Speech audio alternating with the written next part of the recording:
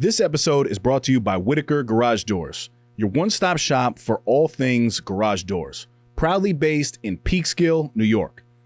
Your home is a direct reflection of your personal style, and let's face it, your garage doors are the first thing people see when they pull up your driveway. Whether you're looking for the timeless charm of a classic carriage house door or the clean, sleek look of a basic wood finish, Whitaker Garage Doors offers traditional options for every taste and budget. I can personally vouch for their incredible service. When I had my own garage doors done, I was blown away by their timeliness, professionalism, and overall respect for their clients. Jonathan, Cassara, and their entire team are top-notch, and they really go the extra mile to ensure you're happy with the final result. So if you're in the market for a new garage door or need some repairs, give them a call or find them on Instagram at Whitaker_doors. Don't forget to tell them you're a friend of Dave's over at the No Snooze Podcast. Whitaker Doors. You won't regret it. Now, back to the epi. Adversity? Bring it. The struggle? I welcome it. Snooze on life? Never that. I am Dave Reggina, and this is the No Snooze Podcast. Come on.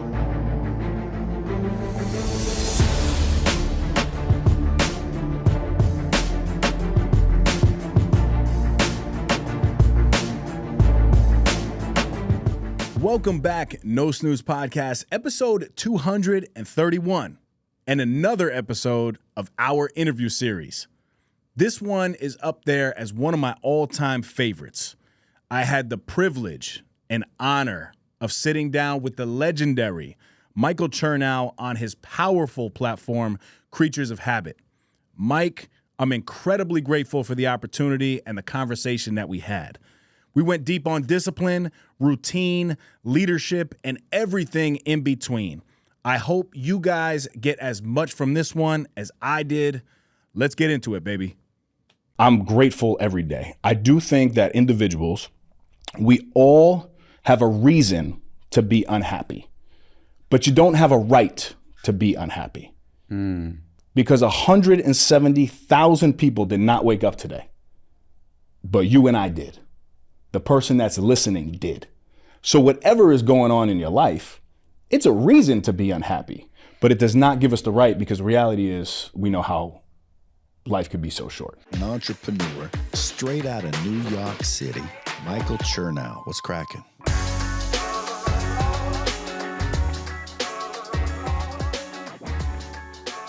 Dave Reggina, you've got a lot of things going on. You're a deputy commissioner, which is like a big fucking job, right? It's a no-nonsense job, and but you also have managed to find time to do a podcast for 5 years that you've dropped consistently every single week. The thing that I like most about your story is this transition into men's work. But we were talking about something right before the camera started rolling that I think is super duper important, specifically to hear out of a guy like you, who obviously is in fucking pinnacle shape and takes care of yourself. You said that you struggled with body dysmorphia. And I identify so much with that. I think most people in the world, and not enough people hear about that, or you hear about it, but not enough people talk about their story with it, specifically men, right? Like for some reason, like it's okay for females to talk about something like that, body dysmorphia, eating, disordered eating. And when a man talks about that, it's like, and I think that it doesn't make sense, because it's just, it could totally impact both sexes equally, right? So why don't you just tell us a little bit about that? What is body dysmorphia as far as you're concerned? Yeah. Well, first and foremost, I would be remiss, my brother, for not extending my sincere gratitude to you, the platform that you built, the impact that you've had in my life, I know in my partner's life as well, Sean Degnan, with the business that we're running. So just, I can't say thank you enough for the opportunities that, have come through you, And I just want everybody to know that, because the first time that I actually had a phone call with you was well over a year ago. And you were on a ruck, and you just took over the random phone call, and you spent the time, man. And I think you're very different than a lot of individuals out there. So I definitely just want to say thank you before we get started. Man. I appreciate that. Yes, absolutely. Yeah, man. So the body dysmorphia thing, you know, people look at me now, I'm 240 pounds, 6'2", about 10 to 12% body fat, depending on the time of year. Still don't have the abs like you do, though, bro. I got to be serious about that. But what people don't know is that I was actually diagnosed with Crohn's disease right around 16 years old. So I was in high school.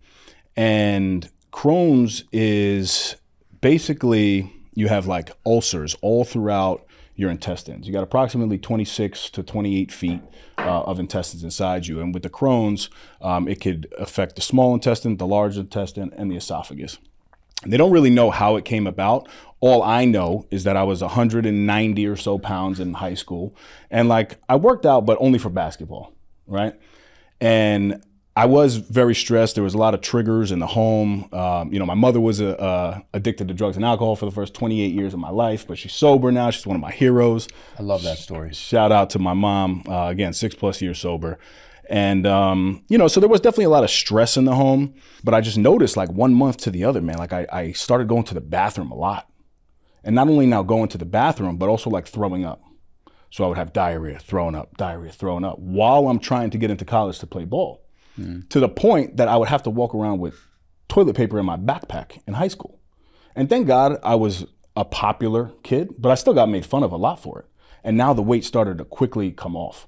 So I went from 190 to 153 pounds in about 4 or 5 months. Wow. And they put me on all these different medications, 18 pills of prednisone a day. Nothing would work.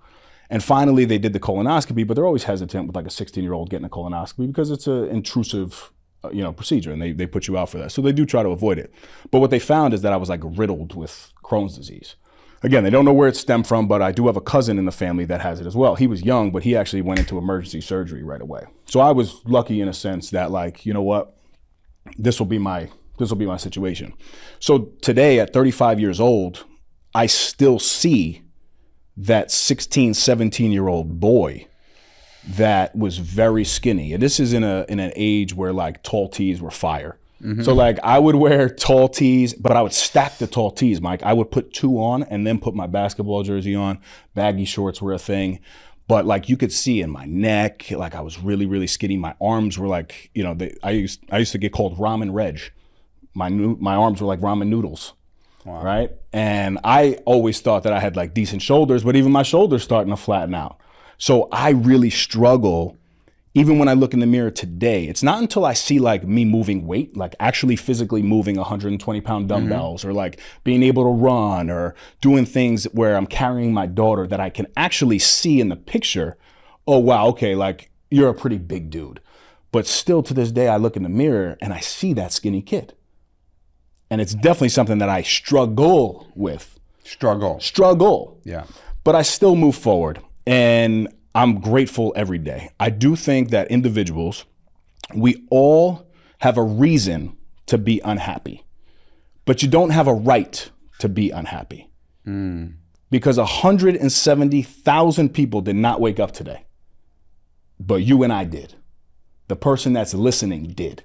So whatever is going on in your life, it's a reason to be unhappy, but it does not give us the right, because the reality is we know how life could be so short. You know, it's so crazy. I was walking over here from the train station, and you know, it's so resonant that you said that, you know, we all have a reason to be unhappy, but we don't have a right. And I'm walking over here from the train, and I'm looking to my left and I'm looking to my right. It's Midtown Times Square, New York City, right? And I said to myself, my God, man, like, be grateful for what you have, bro.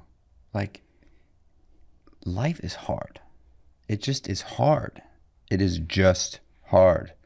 And no matter what tax bracket you're in, homeless to Hollywood, like, no matter what tax bracket you're in, life is hard. It's just that simple, right? There are always going to be curveballs. There's always going to be things thrown at you, and there's always going to be hills to climb. But be grateful for what you have, because look to your left and look to your right. Got it good, man. no matter what, you know, because I do believe that there's every single human being on the planet wants. We all want, right? And if you get caught in the want, be grateful that you woke up, dude. 170,000 people died today. Mm-hmm. Is that what it is? That's the stat? That's the statistic, yeah. Well, did not wake up. Yeah, they did not wake up. 170,000 people did not wake up this morning. I mean, that's nuts. It's like we can end right here. But I get the chills, bro. Thinking about it, you know what I mean? Like it's so true. It's so nuts. True. So when that comes up for you, the body dysmorphia stuff, is there like a system that you've used to sort of like talk yourself out of beating yourself up and, you know, getting into the downs? Yeah, I mean, and it's something, again, like my health has not it has completely shifted, but I still struggle because once the difference between like Crohn's and like ulcerative colitis you can get rid of. Crohn's is chronic, meaning it lasts forever. Mm-hmm. So you can be in deep remission 1 year, and then you could be, you know, really struggling the following. It's like Lyme. I have Lyme. Exactly, right? And yeah, I remember we spoke about that. So it's very similar in that sense. It could just kind of like spark. So that's actually what got me into like wellness, was like being diagnosed with that. The doctor, you know, he said, you're going to live with this for the rest of your life. You can actually get a handicap sticker if you need, because, you know, you might have to like pull over, go to the bathroom, like you can pull that card out. I'm like, nah, I wasn't digging it. Like I really just didn't believe that. I didn't feel it in my heart. And that's what sparked my interest into like health and wellness and really like studying my body and what works for me. At the time, I was living with my father. So, you know, he's like, oh yeah, like, you know, let's eat vegetables. Come to find out, like vegetables with seeds in it and being raw and having skin on it, like a cucumber, is the worst possible thing that you can eat for Crohn's. And it makes sense because you have those ulcers, right? So the seeds actually don't digest. They go right into the actual ulcer, causing the flare up. But like here I am like thinking, okay, I'm gonna eat salad with like a little oil, balsamic, and like I'm gonna be good. No, right? So I had to figure out a diet. And basically at that age of 17, I became an expert in it for what worked for me. Is the diet that you've kind of ultimately developed, could that work for anybody with Crohn's? It can, absolutely. But it's very bland. I mean, I was actually, it's crazy, man. I was on Pedialyte and chicken broth for 4 months while I was trying to figure this out. Because anything that I would eat or how it would be cooked or the seed oil that would be in it would trigger the flare up. I'm like, yo, I'm good, bro. I just don't want to eat because I don't want to throw up and have diarrhea all day. And I would log this stuff, Mike. Like I was going to the bathroom 16 times a day. Wow. 16 to 18 times a day, right? I was throwing up 4 times when it was like really bad. But then like I started with like, you know, really bland chicken, some, you know, oatmeal, right? And that's why, you know, what's funny is I ate oatmeal, man, for the majority. I just like, it's crazy. Eggs and oatmeal were the center of my diet at that time because it was something that just digested well. Whereas now I can incorporate the carbs and the healthy carbs, but like I'm very protein based, right? And, you know, healthy fats definitely help. But just because it's a healthy food, if it's raw, it's not the best for Crohn's. So you got to really be mindful of. But this has really never gone away. So raw, you mean like all the meats need to be cooked through? Yeah, cooked through. I mean, I eat a medium now. I'm in remission. But even now, dude, like I just got a colonoscopy and I go every like 2 years. And, you know, I look forward to these colonoscopies, man, because I'm like, I want the doctor to tell me, Dave, you're something like we've never seen before. You're living like a champion. Because that's how I feel. I even stopped drinking a year and 92 days ago, but who's counting? 17 hours, you know? So I'm doing all the things, man, working out and all that stuff, right? And, you know, the doctor comes back and I saw something weird on his face. And basically, even on the table, right before they put the anesthesia in my arm, my blood pressure was incredible. It was like, not even at like 120, over like 75. Wow. Which was like, they were like, dude, you're really calm. I'm like, yeah, I'm good. And I'm like, God's got me. I'm fine. So he comes back and he's like, Dave, like, we got to talk. He's like, I'm not saying anything terrible yet, but he gives me the paper. And on the paper, it says high risk colon cancer. And I'm like, oh, what does that mean? My dad looks at it. He's like, well, we got to up your life insurance. Like trying to make a joke out of it because we didn't even really know what to say. He's like, yeah, we found 6 polyps, so we pulled the polyps, and now we need to wait a week for the results.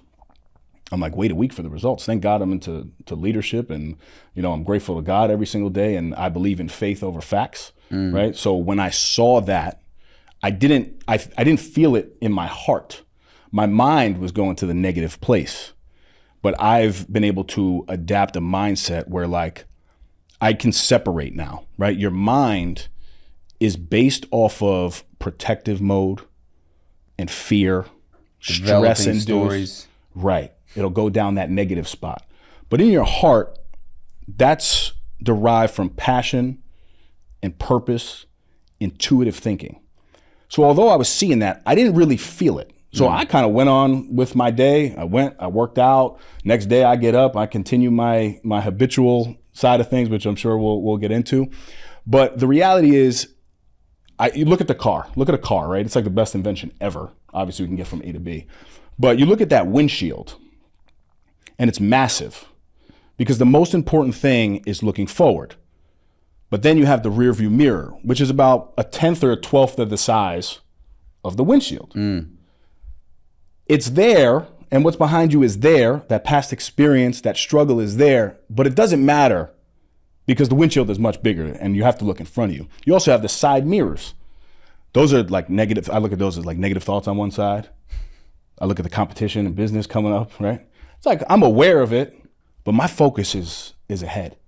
So, after I got the results, man, I'm picking up my daughter. I bring her to the park and I kept it moving. Thank God he called me a week later and I was like, wow, dude, you really had me struggling out here. Like, thank God that I'm the way that I am, because you would have given somebody another ulcer waiting. He ended up telling me that I was okay. And not only was I okay, but I was in such deep remission that they couldn't even detect the Crohn's. I said, how did you miss that? He said, well, there was a white lesion, and that lesion, in my mind, I needed to get tested because that was something that comes up a lot in the colon cancer.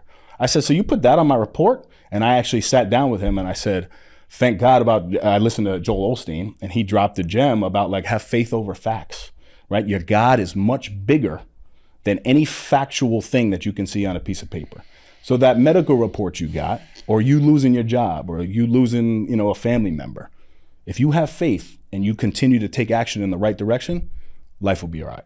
It's funny. We were talking about that last night and how important faith is. In faith, there's no losing, right? Like, that's the way I kind of look at it. In faith, there's no losing. You have faith, there's no losing. There's going to be failures because the enemy is always going to try to drag you down. Just like God tries to bring you up, there's an antithesis to that, right? There's an enemy that's just constantly trying to take you out. People say, why would God allow this to happen? Why would this, how is it possible that God can allow this? God had nothing to do with that. The enemy had something to do with that. God is the strength to bring us through. That's right? strong. Like, that's, in my opinion, that's kind of what it is, right? It's just like they're at odds constantly. And like, the more faith you have, it's similar to that story that I've told many times. It's just like, there's a war going on inside, the good and the bad. Constantly. It's always inside. It's always happening, right? And the one who wins the war is the one you feed most, right? Like, who are you feeding today? You wake up, you could have easily just woken up with anxiety, stress, and fear about what the doc told you about these polyps. You could have easily chosen that path, 100%. That's where I'm going today. I'm feeding the dark side. I'm just going to feed them because I don't have enough faith to believe that it's, I'm just going to go on about my day normally how I do because I have enough faith that I'm going to come through this, So I think that's powerful, man. I want to hear about like what your morning routine looks like. Yeah. So my morning routine starts the night before.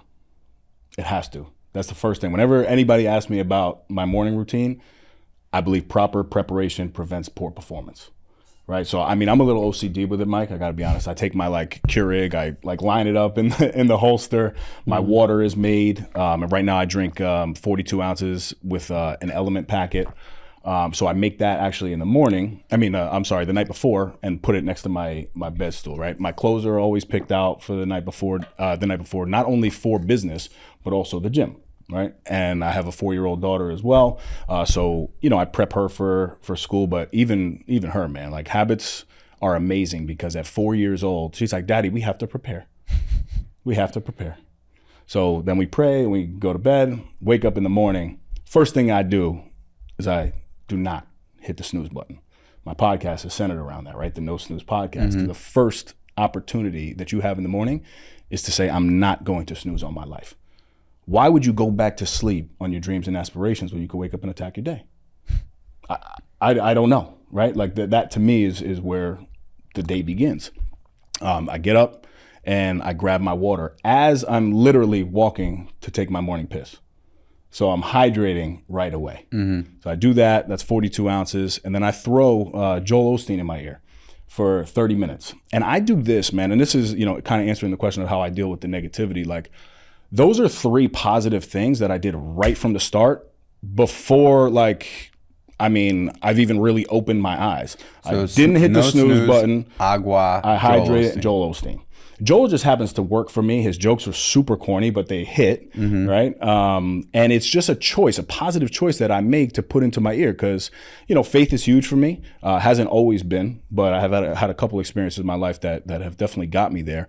And I just know that if I choose to start my day with that, I'm less likely to be triggered by the bad things that are going to happen, right? So then from there, I kind of walk into, my living room and I read my Bible. I make a cup of coffee as I'm reading my Bible. And I only read, man, probably 2 to 3 pages a day.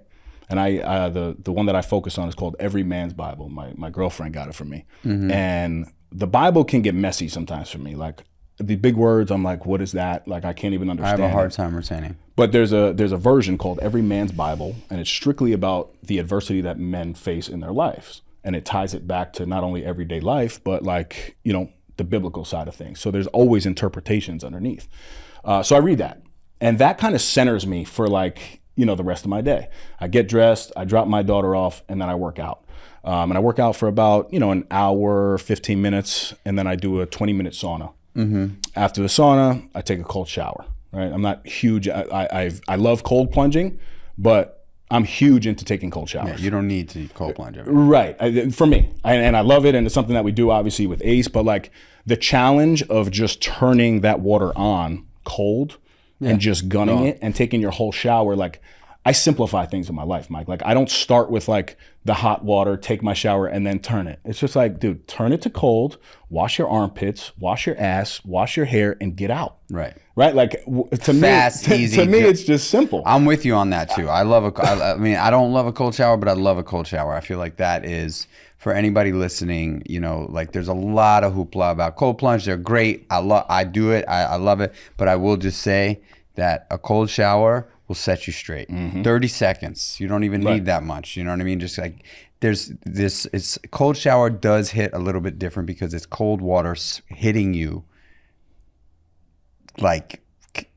consistently. It's just it's hitting your body, right? So when you do your cold shower, are you going in fully or are you going in chest down, turn around? So honestly, I just walk into the shower and I let it hit my face. And then I was listening to Huberman. He said the biggest impact is actually on the back of your neck. So I kind of just turned around for about 30 seconds to 45 seconds to get primed or whatever. Yeah. But I do kind of cheat a little bit. I just came out of a sauna. So I'm not going to say that it's the hardest thing in the world for me. But at first it was extremely hard. When I started this years ago, I was I can't get it. My toe, Yeah. But the reality is the cold didn't get warmer. I just got stronger. Yeah. And it's the same thing with the weights, right? The 50-pound dumbbells. But there's no doubt about it. I would imagine it still sucks walking into a freezing cold shower out the gate. Absolutely. Without a doubt. Absolutely. Yeah. But I just think it's the best way for me in my lifestyle to do that. I'm not one to just trickle into things. I need to get fully immersed. I need to fully dive in. And also I've seen the impact, right? Yeah. I get high off of that. I am so ready to walk into my office. By the time I get into my office, I'm give me the emails, baby. Give me the email. I walk in, good morning. Right? Smile on my face. I'm saying hello to everybody. All right. So you're in the cold shower. Then what? Yeah. Then I get dressed and I kind of, drive to work. But on my drive to work, it's about a 30-minute commute. And I listen to something positive again. Whether it's this podcast, whether it's an episode of my podcast coming out, whether it's Rogan, whether it's Lewis Howes, Jay Shetty, Ed Milet. Ed Milet has been a huge inspiration for me. So when he drops, I'm listening to him over Mike Chernow. Sorry, but all good. But that's also a thing that changed my life, man. Podcasting really changed my life in general because I was always listening to rap music, man. Like a lot of people do. And again, I still listen to rap music here and there. But I quickly found myself doing the things that I was listening to in the music, right? Like I got married young when I was 24 years old, divorced in a very healthy relationship now. So I just want to be clear on that. For the past 5 years, I've trusted Kai Vision Studio with my podcast. And every time, Claudio delivers an exceptional experience. The setup here is flawless. Professional lighting, crystal clear audio, and a custom set that makes every episode look elite. As someone who speaks on leadership, I know how important it is to show up with clarity and confidence. This studio allows me to do just that. The quality here isn't just about the equipment, it's about the environment. Claudio has created a space where I can focus on my message, knowing the production will be sharp, engaging, and professional. In a world flooded with content, standing out matters. And having a studio like this gives me the edge to produce videos and podcasts that truly connect with my audience. If you're serious about creating high quality content, I can't recommend Kai Visions enough. Claudio makes you feel at home, yet delivers at the highest level. 5 years in, I'm not going anywhere else.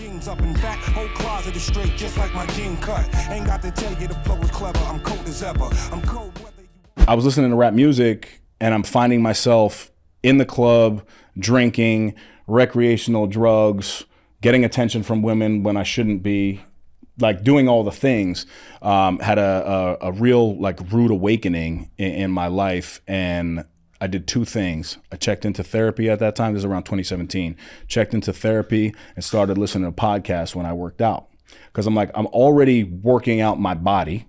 Why would I not work my mind? And the first one that I happened to like put on was like an Ed Milet, Tony Robbins. And it's a good kickoff. Dude, I felt something. I don't know what it was. I mean, I know it was a higher power now, but like at the time I felt something as I was working out, like little tingles coming into me when they were saying the things that they were saying. So I said, you know what? I'm going to do this. I'm not going to tell anybody about it though, like, because I don't want to be like a cornball at the time. I thought it was corny, to be honest with you. So I did that for a period of about 6 months. Don't say anything to anybody. Then from a period of 6 months to about 2.5 years, I started now applying the things that I would hear in these podcasts. All right, like a task list, make your bed in the morning, like, you know, reach out to 5 people a day for business leads, like doing all the things. I watched my relationships transform. I watched my financial situation transform. I watched my friendships transform. I started to lose the negativity in my life because I was now choosing the positive things and the positive relationships. And then I said, you know what? I made such change in my life, and I've always been called a leader. Like, I need to start a podcast. I need to show people that they can do this too. And that was the reason why I actually started the podcast, right? All because one day I went to the gym when my life was a mess and I turned on something positive versus listening to. I mean, you're training hard. One random day, you're just like, fucking, I'm going to turn on a podcast. You happen to turn on a podcast of like 2 of the OGs of OGs. So nicely done. And that made an impact on you. Yeah. What, when you were like, okay, I'm going to start a podcast, obviously you're kind of like a born leader, right? It's kind of like something that, I mean, you can just, your presence is that of a strong individual leader. The first time I met you, I just felt that. What was the sort of inspiration for the pod? I got to rock bottom. I was rock bottom in my life. The story, you know, just to make it real fast, I had mentioned, you know, my mom, who's a hero of my life. She was at her rock bottom, and I didn't have faith in me at that time. My dad, you know, he grew up Catholic. Mom was Jewish, so dad was in church, but like, we kind of grew up Italian, even though that's not a religion, but we just grew up Italian because, you know, my family's Italian. So religion really wasn't a thing. I was baptized and bar mitzvahed, like an absolute mess, right? And like now I'm a Christian, right? So you know, my mom was really wanting help, man. And you know, this is something you talk about frequently, but like, you know, that the person that's struggling, like, it doesn't matter. You can tie them. I've heard you say this. I think even with Jason Lacayo, you could tie that person to a radiator for 6 months. But if they want to go back, the day you unleash them, they're going to go back. Oh, yeah. My mom wanted to get sober. She said it to me. But during that time, it was tough, man. It was really, really tough. So, you know, I had her stay with me. And every 5 minutes, she would basically knock on my door David, I need my pills. I need my pills. Was it all pills? It was alcohol and pills. Yeah. But the doctor told me, look, you can't withdraw her because she'll die. Yep. So you need to, while you're trying to find a facility, you give her one sugar, she knew what was sugar, very smart. And, she was never like not functional. That's the thing about like the disease, right? Like she was always functional and an incredible mom. Like I always had like home cooked meals. Like me and her, we had like a tough relationship growing up. Ended up living with dad when I was like 14. But now fast forward, I'm back in, we're really rocking and we're okay, but at a distance because, addiction is tough on the family as well. So I basically get fed up and, she was waking me up every 5 minutes and I barge into the room and I'm like, look, I got nothing for you anymore. Take them. Poured them all in my hand. And she's like, you want me to die? I said, no, but I want you to be at peace. Unless a higher power can save you, there's nothing that I can do for you. She takes one pill. Mind you, she's taken 8 to 10 Xanax a day for years. Takes one pill. I couldn't even tell you if it was a real one or a fake one. Eyes roll to the back of her head. Eyes close, hits her head on the headboard. I'm like, oh my God, she just died? Like, start panicking, check her. Wait, she's breathing. Let her sleep because she was not sleeping for days. About 5-6 hours go by. She comes into my room. The knock was different. David, I'm ready to get sober. Wow. I just got chills, bro. At that moment, Mike, God came into my life. Utilized her to get to me. My mom and I have this thing. She calls me her higher power. She speaks all over now, and she's a huge inspiration to so many people in the recovery community. But she's my higher power, right? Like that higher power came within her and used her to get to me. So there was no way I could not now change my life. Then that following day, this also happened to be during a time when I was not faithful in my relationships, right? So everything came crumbling down. My job was okay, but that was the only thing that was okay. And I looked good to the outside, but inside I was very messed up, man. So that was the moment that I had to change my life. And that was the inspiration for me to get into podcasting. Long story short. Wow. Whew. I mean, I got chills hearing that, man, And so she, and she hasn't used from that moment on. Has not used from that moment on. Then when we bring her to a facility, sit her down, right above her is the serenity prayer. Me and my brother, my sister, we started crying. Just didn't even, it was an out of body experience almost. And she never went back. She never went back. And I don't think, and she'll tell you this too, yes, she puts the work in every day, but God lifted the urge. And that's why for individuals who are not faithful, my testimony is that when you start asking, right, and you start talking to God, God, lift this addiction from me. Lift this addiction from me. And now, if you use and you mess up, okay.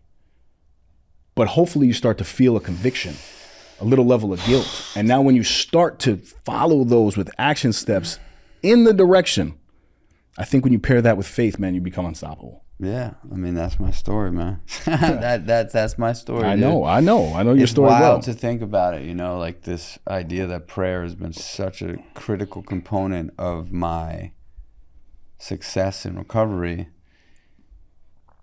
I can't tell you why. I can't actually tell you or anyone this is why that works, or this is why I am sober. But what I can tell you confidently is the one thing I've done every single day without fail since getting sober is connecting with God every single morning. It's one thing I can tell you I've done. And, you said something early on in the pod where you said, my mind and my heart are separate. Like my mind can go there, but my heart tells me something different than my mind does. Not all the time, but I so identified with that because our mind we're creative. We're crafty. you know, and like I said earlier, there's God and the enemy, right? Like it's in the mind, right? There's such a difference. The mind can develop these stories and can manifest these beliefs that are just not real, you know? And I think that is ultimately what fear is. It's these stories that we create of things that just simply do not exist. And maybe there is stories that we develop based on experiences that we've had about what potentially could happen in the future. But most of the time, fear is a fabrication of our mind. Our heart is like a very, very different thing, right? Like building business, people would ask me, are you afraid of launching a business? And my heart was like, dude, this is exactly where you are and need to be. And this is where it is. And I like really leaned on the heartstring there, right? Like I really leaned in on that. And there was just not a single ounce of fear, because the heart is, you know, the brain is very important. The mind is very, very important. It helps us navigate. But without the heart, we're dead. You know what I'm saying? Absolutely. Like, heart is required for existence. Heart is required. I like that. You know, it just is. So I'm so happy you said that, and I'm so stoked that your mom is sober 6.5 years. I mean, that's like a, you know, that just goes to say that it's just never too late. You never, you know, like anybody listening that's struggling, no matter how old you are, like this podcast is not a recovery podcast, but I'm only here because of recovery. So when I hear somebody talk about something like that, it just makes me, it just brings life into me. I mean, when you told me that, when you mentioned that story about your mom, eyes rolling back, boom, then she knocked on the door, the knock was different. She said she wanted to get sober. Chills came from my head to my toes, bro. I get that every time I say it. I do. So I want to wind this down, but the last piece I want to talk about is the work that you do with men at ACE. And you kicked that off a little over a year ago. Yep. And you've done, in just, you know, a year and a half or whatever it's been, you've done 20 events, you've done a number of retreats. Why men's work? Yeah. So I can't even get started on that conversation without acknowledging my partner, Sean Degnan. Love Sean. Yeah, he'd be a great guest for your show. But Sean and I actually had a conversation, and that conversation was different, man. It was on a podcast, right? Like Sean and I didn't really know each other. I went to school with his sister, but like Sean and I we met like at a networking event. But there was something there, and we were like, yo, like let's follow up. And then boom, it was just like action. Like, okay, one is texting one, then it's like, okay, one is now making a calendar invite. The conversation starts. We do a podcast. Podcast typically for me, we're getting anywhere from like, say 500 to about 5,000 downloads. This one got 10,000. So we're like, it's not even like Sean's following was that crazy. My following's not that crazy. Like, what is going on? And what it was is we were just having conversations of where we were in our life and then the action steps that we have taken to get to the next level. But it was all stemmed around vulnerability. So fast forward, we created a company called Action Cultivates Excellence, ACE. And we believe that the modern leader, the man of today, is strongest when you bridge the gap between masculinity and vulnerability. Because we could sit up here all day and talk about like our accomplishments, but one, nobody really cares about the accomplishments. They care about the problems that you faced in your life, how you've overcome them to get to where you're at today. But you can't acknowledge the wins without looking at the failures. Right? So that was what the business was kind of stemmed from. And honestly, man, community has driven this thing, but I think that it took two men like Sean and I to get up there very confidently and say, look, this is what was wrong with me. Like, you know, battled Crohn's disease. Mom was an addict. You know, I come from a divorce. Like, I'm divorced myself. Like, all the things. Sean lost his father, and he struggled with anxiety, depression. I'm battling the health issues. The list goes like on and on. But we wouldn't sit there and like dwell on that. It was like, it's a comfortable space to talk about this, right? Like, we created this platform for men to come and be vulnerable.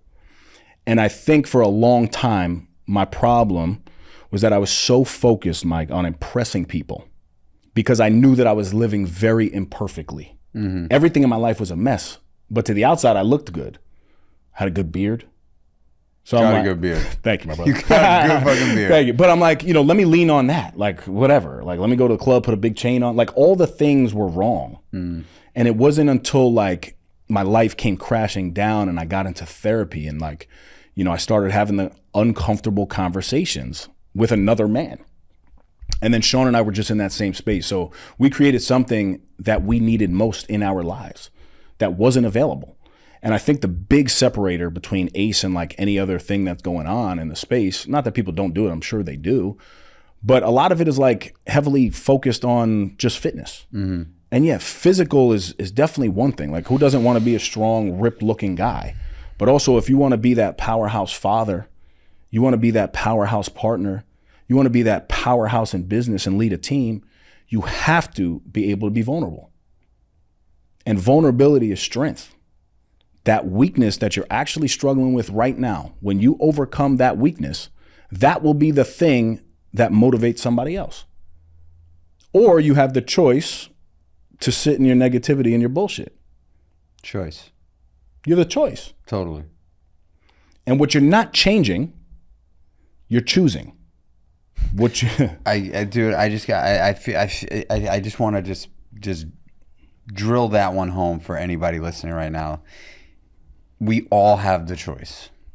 It is so crazy to think that, right? Because so many people struggle with their own roadblock. The simplicity of just hearing you have a choice. You actually have a choice, I think is powerful for people to hear. You don't have to choose what you've been choosing. You don't have to choose suffering. We're all going to suffer, no matter what. That's life. Suffering is a part of it, but you don't have to choose suffering. If you complain, you'll remain. If you praise, you will raise. Right? Like, if you're sitting there and you're just dwelling on that, you don't have to deny the things in your life, but you also don't have to dwell on them. Mm. They're there. They are there, 100%.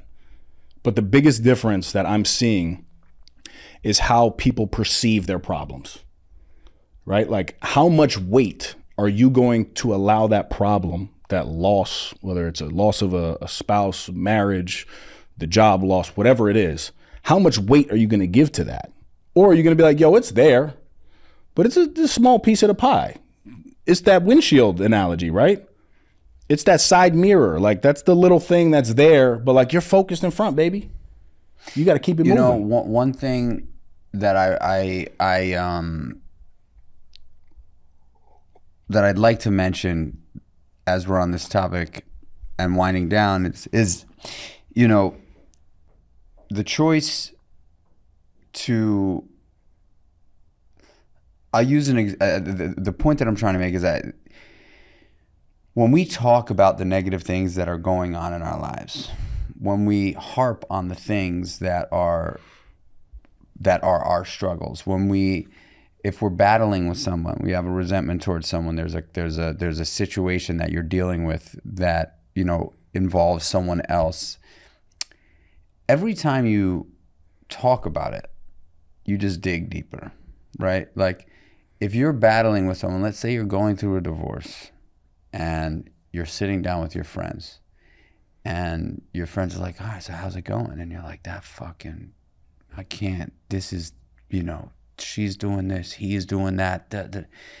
Every single time you do that, it gets darker and deeper, and it doesn't allow for growth because you are literally, like, actually, they used to say, for alcoholics specifically, like, an alcoholic falls into a ditch or a normal person falls into a ditch, they're going to do whatever they can to get out of that hole. Like, they're just going to grab on vines, whatever it is. They're going to climb out.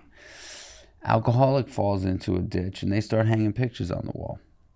Get real comfortable in there, right? And I don't think that is all about alcoholics. I think some of us tend to want to sit in that pain, and they want people to co-sign our victimhood, right? Mm-hmm. Now, I'm not saying don't talk about your problems, but what I am saying is that when you're in a bad situation, or when you have a situation, an element of your life that's not going the way you want it to go, the more you talk about it in a negative way, the harder it is going to be to grow out from that situation, right? Like, I've just found that. And when I was dealing with a partnership situation back in the day, I mean, every opportunity I got to talk negatively about my partner in the meatball shop, we hated each other, dude. It was a rough situation. And every opportunity I got to talk about it, I did.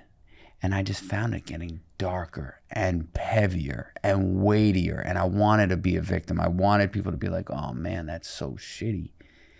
And then one day I was like, you know what? Actually, this guy mentioned to me, he was like, dude, don't stop talking about that. Just don't talk about it anymore. As a matter of fact, try to find a way to add that person to your prayers. Talk positively about that person. And that just snaps to change something for me, where I just realized that, hey, the negative shit in your life, yeah, like if you need to express it, but don't manipulate the situation. Don't make it sound worse than it is. Don't try to get other people's approval to co-sign how you feel, because that's never going to manifest greatness. You know what I'm saying? What you said just sort of like made me feel the urge to want to mention that to the people listening, is like, if you're in a bad situation, you're having a fight at work, you're battling with a boss, you know, if you find yourself looking for ways to talk about that or that situation or that person in a negative way, to your friends, to your family, just be aware of that, because that is an unlock when you stop doing that to actually release a resentment. You know, I've just found that to be so powerful in my life. Absolutely. I would agree 100%. And essentially what you're saying is what you focus on magnifies. 100%. And that's everything in life. You know, one of my favorite Bible stories is David and Goliath, right? Like, everybody told David, who was a shepherd's boy, he was a teenager, they said, that man is too big to hit.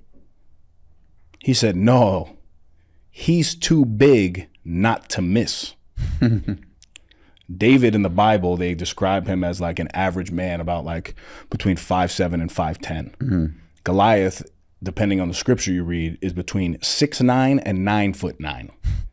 So there was no way that a shepherd boy versus a trained gladiator would win. He laughed at him. And you know the story, he ended up killing him with a slingshot because he focused on his size being the thing that he cannot miss. And I think it's a great like takeaway, because the thing that could be the biggest challenge in front of you, that's what made him king. Goliath. His defeat of Goliath is what anointed him. So I look at all the problems in my life and I'm like, all right, Goliath, I'm still David, and I happen to be David, right? So like, I like it, and it's just something, you know, not to get too biblical, but I think it's a very tangible like story for people who, you know, aren't even intrigued in the Bible or whatever faith is fine. But I like the Bible because I dive into stories like that. And for me, the Bible has become the best personal and professional development book of my life. I gotta start reading the Bible, man. Yeah, I love that tattoo, by the way. I love that. The hands praying right there. Oh, thanks, dude. Yeah. Dave, this has been awesome, bro. I'm so grateful that you came onto the pod. We've been talking about this for a minute. Yep. I am really the work that you're doing, specifically around the men's work, I think is necessary, super duper relevant and powerful, and has inspired me. Where can people follow along on your journey? Yeah, man. And again, thank you, my brother. Of course, really, bro. From the bottom of my heart, you know, you're a huge mentor and inspiration for me. Thank you, man. And everything that we're doing. You know, your journey is a powerful one. And just keep going, man. Never stop. Thank you, stop. dude. So thank you.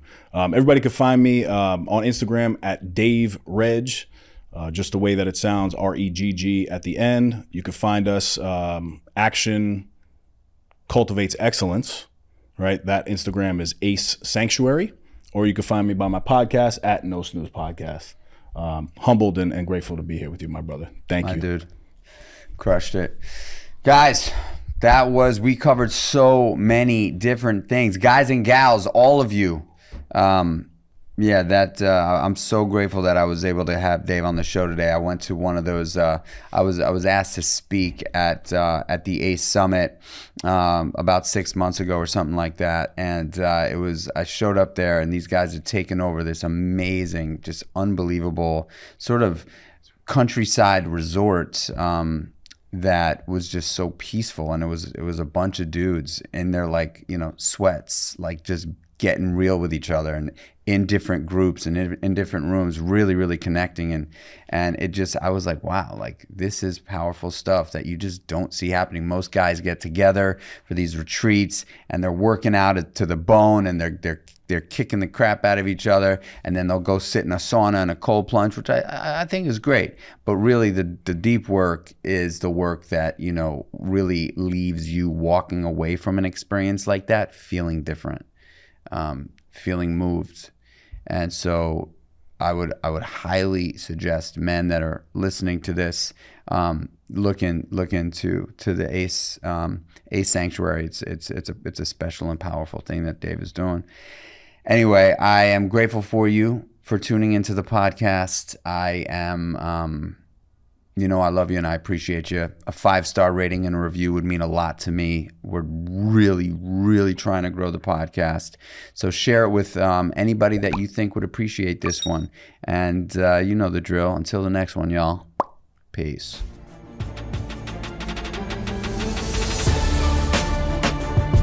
Thank you guys for tuning in. That's another epi in the books. You can follow us on Instagram at No Snooze Podcast and leave us a 5-star review wherever you listen to us. Subscribe to our YouTube channel, No Snooze. Shop the latest merch at nosnoozeshop.com.